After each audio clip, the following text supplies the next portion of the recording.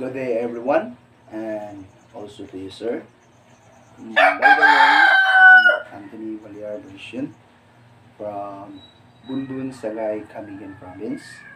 This criminology third year college. So today, we are going to tackle about the chapter 6. Chapter 6 is about drugs.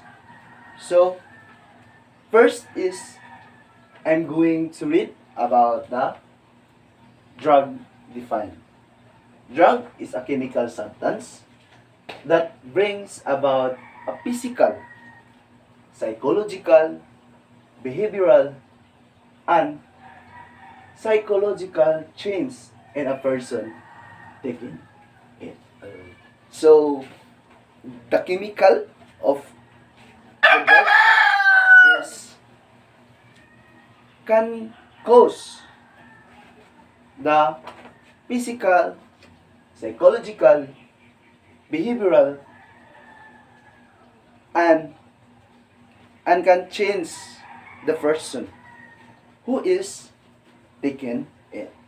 So all medicine are drugs, but not all drugs. But not all drugs are medicine drug. So meaning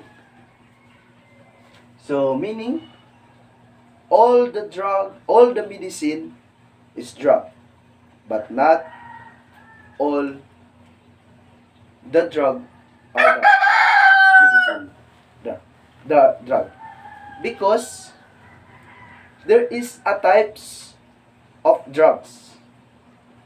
There's a types of a medicine drug that can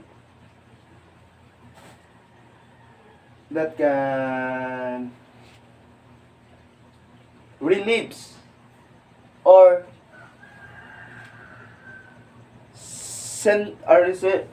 relieve sign or symptoms of disease and body cures. And there is also a types of drugs that can cause or damage the behavioral or mental ability, or the physical or the behavioral, or and also the psychological of the person. So medicinal drugs, a substance which mean taken into the human body, cures illness and or relieves sign or symptoms of disease. So, as what I've said in earlier, that there are the medicinal drugs that can help a person to relieve or can help a person to recover their body. So, dangerous drugs, a substance affecting the central nervous systems, which when taken into the human body brings about a physical, emotional, or behavioral changes in a person taking it. So the dangerous drugs can affect the central nervous system of the person who are taking a dangerous drug, and can also damage their mental, psychological, and emotional. So that is the effect of the dangerous drugs, because there is a types of drugs which is the illegal and the legal drugs. The illegal drugs, that is the drugs that can damage a person. And illegal drugs are drugs that can help the person to relieve and body cures illness and symptoms of disease. So, we'll proceed to the drug abuse. Drug abuse, any non-medical of drugs that cause a physical, psychological, legal, economic, or social damage to the user or to people affected by the user behavior. So, if you take in a drugs and you abuse it to take, it can damage you or it can change your mental, behavioral, and the emotional.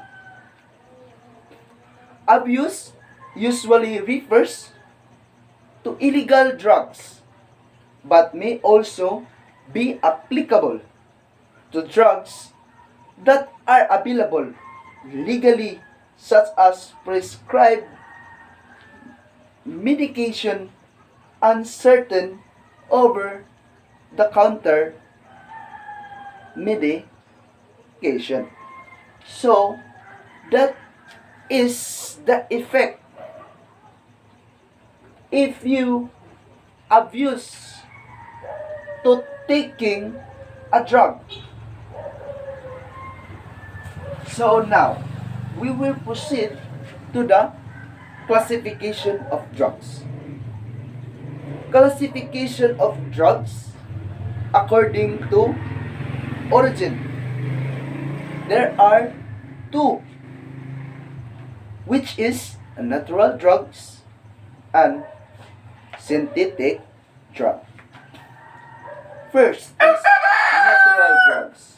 Natural drugs are active ingredients, secondary metabolic products of plants and other living systems that may be isolated by the extractions. So, the natural drugs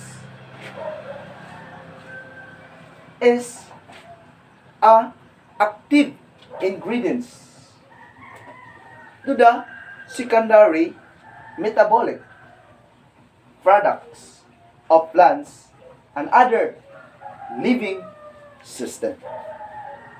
So, the example of the natural drugs. There are three types of natural drug. First example of the natural drug is raw opium. Second, marijuana. Third, kuka bus. So, that are the three examples of the natural drugs. And that is the meaning of the natural drug. Next is B. Second, a synthetic drug. What are the synthetic drugs? Synthetic drugs are artificially produced substances synthesized in the laboratory for the illicit market, which are almost wholly manufactured from chemical compounds in illicit laboratories. So that is the synthetic drug.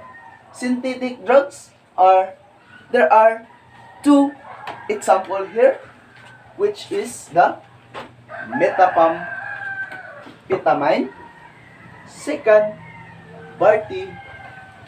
be curates. So that is the sample of the synthetic drugs. According to legal classification, there are three classification, which is the RA 9165, PD 1619, RA 6425. So, RA 9165, a Comprehensive Dangerous Drug Act of 2002. Second, Presidential Decree 1619, a bioletile substance. Now, the third, RA 6425, are classified as regulated and prohibited. So, that is the three legal classification. So, under in RA 9165, otherwise known as the Comprehensive Dangerous Drug Act of 2002, the term prohibited and regulated was changed into dangerous drug with the following classification. So, the term prohibited was changed into the dangerous drugs. So, we will proceed to the immediate precursors, essential chemicals, and narcotic, psychotropic, and designer. So,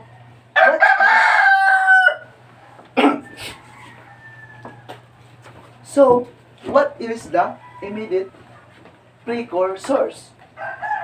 Immediate precursors are chemical substance used in the clandestine manufacturing process becomes incorporated in full or in part into the final molecules of a substance international control. So, the immediate precursor, the chemical substance used in the clandestine manufacturing becomes unincorporated in full or in part into the final molecules. So, second, essential chemicals. Essential chemicals, chemical substance, and used as reagent or solvent in the illegal manufacture of controlled substances. So, the essential chemicals is used the reagent or solvent illegal manufacturing of controlled the substance. So that is the essential chemicals. Third is narcotic and psychotropic and designer. So according to the international classification, this is the three. The immediate. The immediate. So according to international classification, there are three, which is the narcotic, substance, psychotropic substances, and the designer. So that is the international classification. So now, we will proceed to the pharmacological classification. Effect. So, there are four, which is the stimulants, hallucinogens, depressant, and last is inhalant. So, now, I'm going to read the definition about the four pharmacological classification. First is stimulants. Stimulants are drugs which increase alertness of physical disposition. So meaning the stimulant drugs can increase the alertness of the physical position. So that is the stimulant. So that is the stimulants. So these are the examples of stimulants. Example of stimulant is amphetamine. What amphetamine? Name in amphetamine in street name, eye opener, lid poppers, pip pills, upper hearts. So that is the street name of the amphetamine. So what it is? Amphetamine reduces appetite, relieves mental depression, comfort, fatigue, and sleepiness. So that is the stimulant. How taken? So how we can take the stimulants? The stimulant is orally as tablet or capsule. So the stimulant is a tablet or capsule. So what is the effect? In general, wakefulness, increase alertness, or initiative. So that is the effect of the stimulants. The effect of the stimulants is increase your alertness or of physical disposition. So toxic. What is the toxic? Toxic is from restlessness to coma and death. So this is the restlessness. This is the toxic of the amphetamine. So danger. So what is the danger of amphetamine?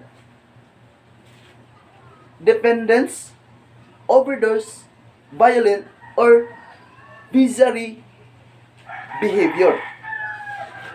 So another example of stimulant. Another example of the stimulants is another example of stimulant is shabu, methamphetamine hydrochloride. So, in street name of shabu is Foreman, cocaine, S, shrubs, ubas, siopaw, sya, or ice. So that is the street name of shabu. What it is? White odorless crystal or crystalline powder with a bitter numbing taste. So, meaning the shabu is a white odorless or crystalline. How taken? So how we can take the shabu? Ingestion, inhalation, chasing the dragon, a sniping injection, or smoke. So that is on how to take drugs. So effect. What is the effect? In general, anxiety, irritability, irrational behavior. So that is the effect. So in long term, psychosis, similar to schizophrenia, difficulty in concentrating, loss of interest, and sex. Physical. The physical of the shabu is chest pain, irregular heartbeat, hypertension, convulsion, and death. So that is the physical of taking the drugs. Danger. So what is the danger of taking a drug? Is injection from contaminated needles may be lead to risk of infection, phlebitis, septicemia, AIDS, or etc. So that is the danger of using the injection. So now we will proceed to the hallucinogens. What is hallucinogens? Are drugs which affect sensation, thinking, self-awareness, and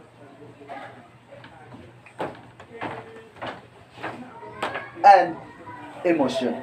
So hallucinogen can affect the person, their sensation, thinking, and self-awareness and emotion to the person who taken.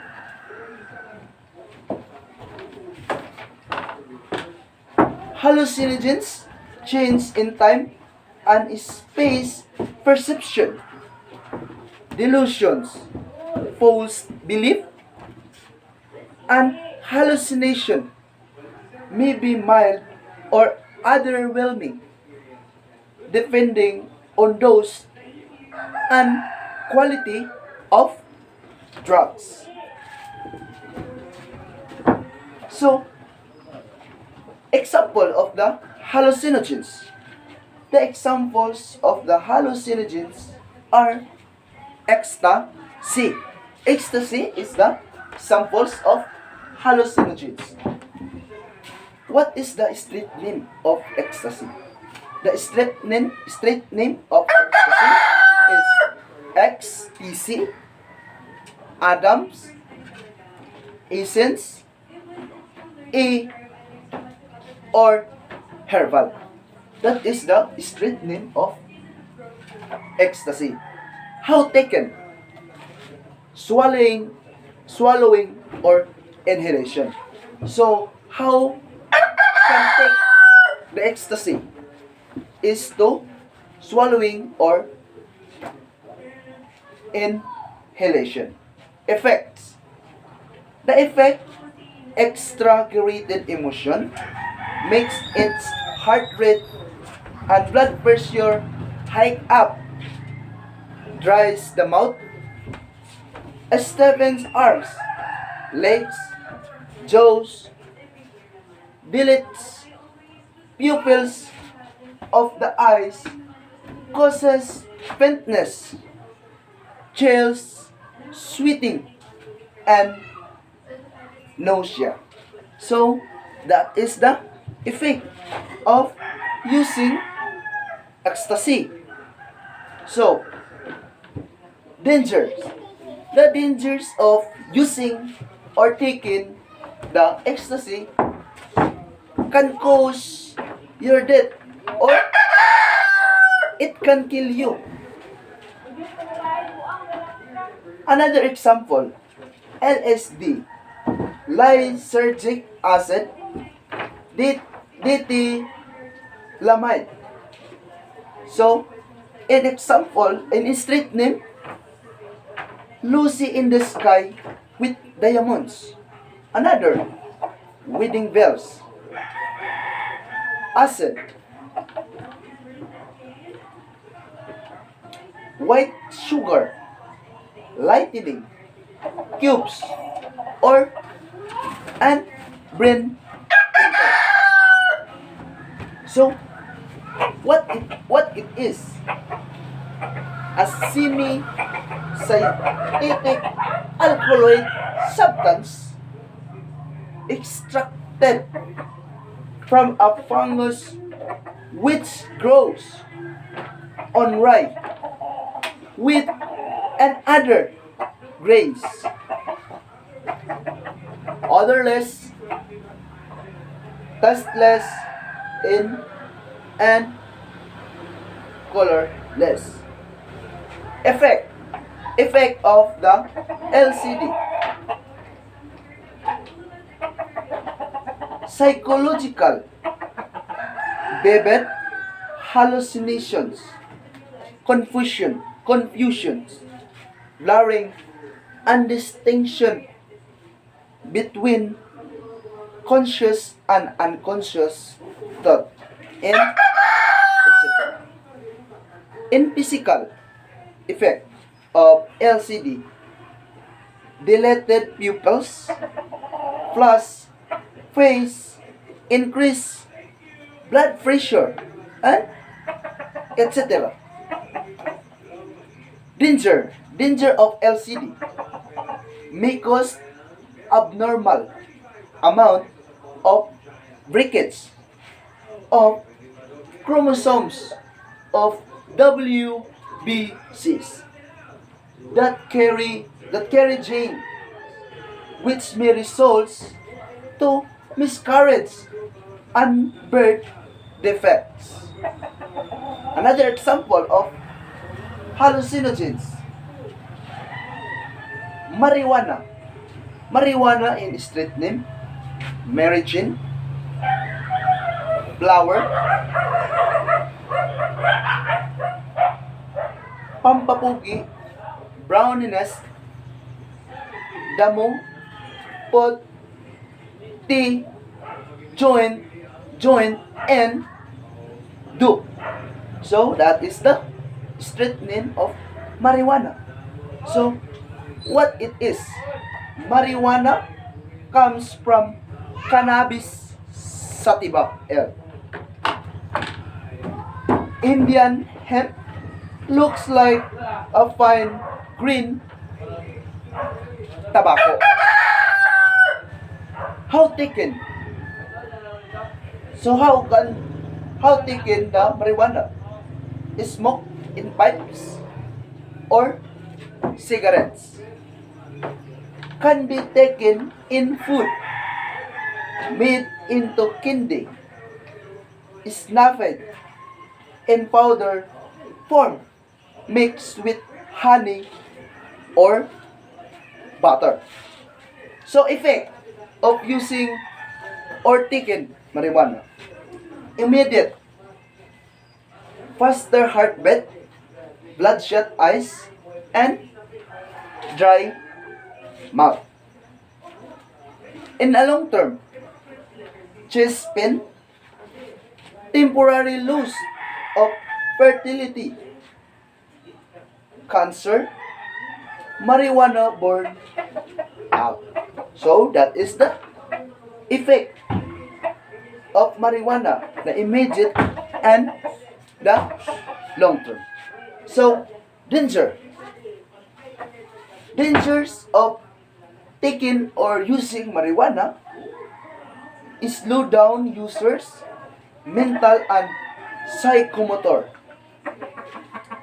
activities. Long-term use may lead to psychological dependence, may lead to cancer. So, that is the cause of the of using or taking marijuana. And that is the one of the example of our hallucinogens. So now, we will proceed to the depression. What is depression? Depression are drugs which depress or lower the function of the nervous system. So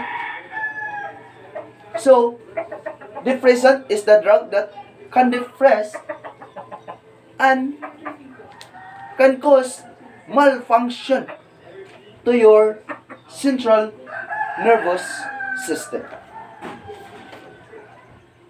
There are two types of depressants, which is narcotic. There are three types of depressant, which is narcotics, second, tranquilizers, and the third is sedative and hypnotics. So what is a narcotics? Narcotic a drug which induce sleep, hypnotics, or stupor, and relieve pain, and disease. So the narcotics can induce sleep and reduce pain. Something that soothes or causes a sensation of mental numbness.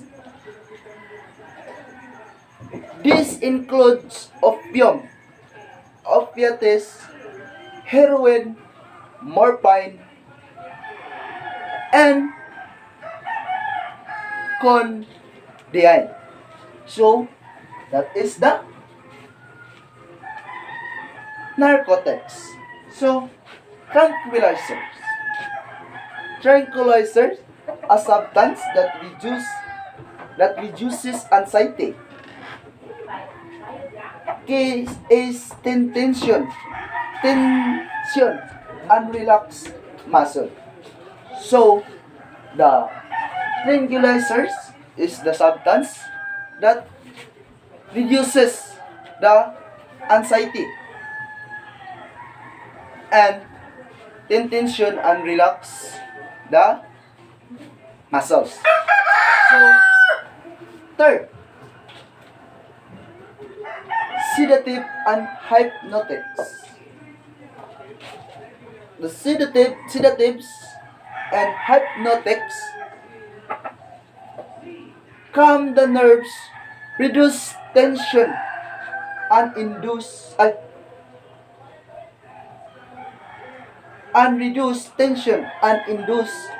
sleep. So, the sedative and hypnotics can calm down your nerves and it can induce sleep. So, examples of example of sedative and hypnotics is a barbiturates or and the alcohol. So now we will proceed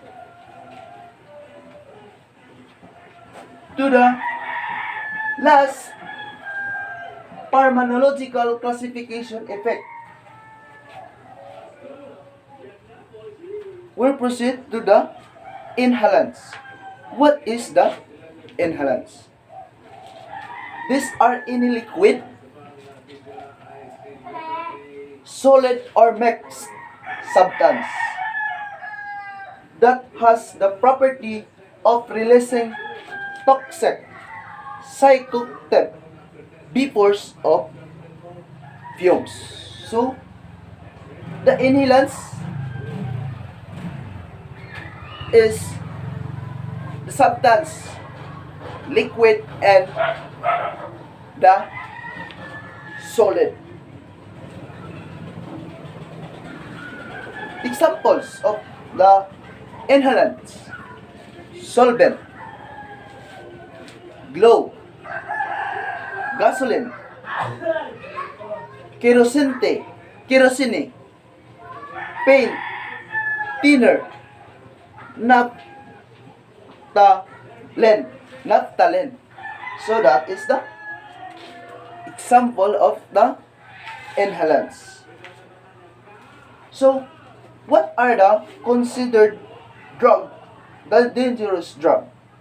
Dangerous drug is a substance affecting the central nervous system, which, when taken into the human body, brings about a physical or a behavioral changes in a person taken it. It is a substance which, taken into the human body, alters mood, perception, feelings, and behavior. So, if you remember what I've said in earlier, I've said that the dangerous drug can cause or can damage a person who are taking it, and also it can cause the malfunction of the central nervous system of the person who are engaged to take or using a dangerous drugs. Also, dangerous drug can, as what I've said earlier, dangerous drugs can also give changes to the person, their psychological, mental ability, and emotional, psychological, and behavioral. That is the causes of using a dangerous drugs. So, now we will proceed to the under Republic Act 6425, otherwise known as the Dangerous Drugs of 1972. Dangerous drugs are classified into three main categories, namely. So, dangerous drugs are classified into three names category, which is the, there are three, which is the prohibited drugs, regulated drug, volatile substance. So, what is the prohibited drugs? A prohibited drugs which includes opium and its active component and derivatives such as heroin and morphine, coca leaf and its derivatives, principally cocaine. So, that is the prohibited drugs. Now, we will proceed to the regulated drugs. The regulated drugs, which include including sedatives such as secobarbital, phenobarbital, amobarbital, and any other drug, which means contains a salt or a derivative of a salt barbiturate.